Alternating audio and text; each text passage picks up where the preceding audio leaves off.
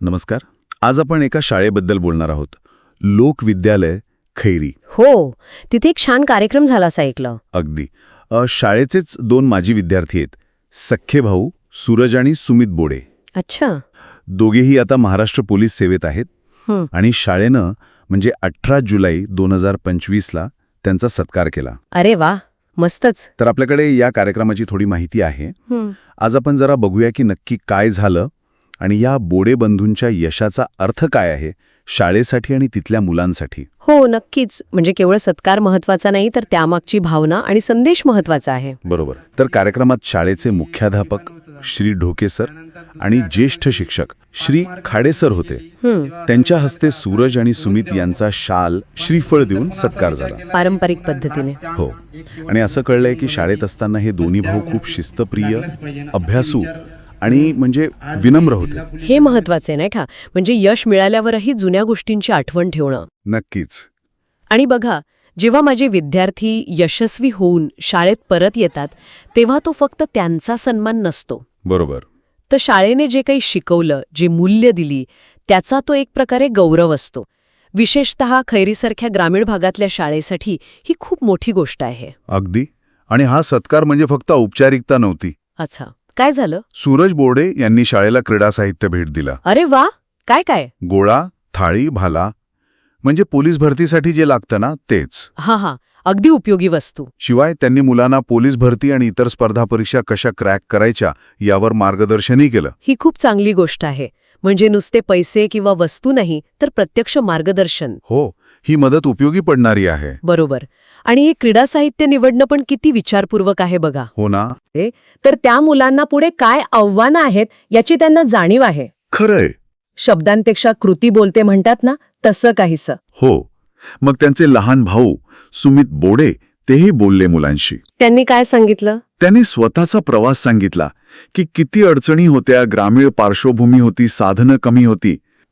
पण तरीही जिद्द, चिकाटी आणि मेहनत असेल तर कसं यशस्वी होता येतं हे त्यांनी पटवून दिलं.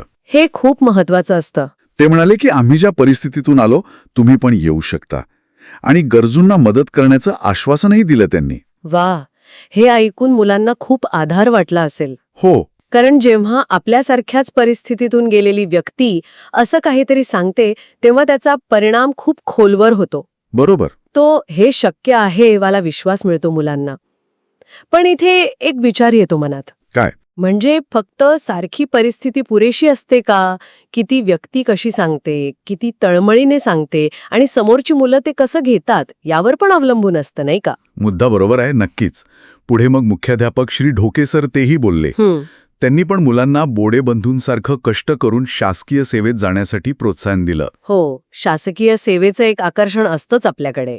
त्यांनी सांगितलं की असं यश मिळालं की फक्त त्या मुलाचं नाही तर त्याच्या घरच्यांचं, शिक्षकांचं आणि शाळेचं नाव मोठं होतं. अगदी. आणि ग्रामीण भागात तर हे जास्त महत्वाचं मानलं जातं. हो. ती फक्त नोकरी नसते, ती एक प्रकारची प्रतिष्ठा असते, समाजासाठी काहीतरी केल्याची भावना असते. बरोबर. त्यामुळे शाळेचे विद्यार्थी जेव्हा अशा पदांवर जातात तेव्हा तो संपूर्ण समाजासाठी एक अभिमानाचा क्षण असतो, एक सामुदायिक यश वाटतं ते. आणि कार्यक्रमाचं प्रास्ताविक आणि आभार प्रदर्शन श्री चव्हाण सरांनी केलं असंही कळलंय.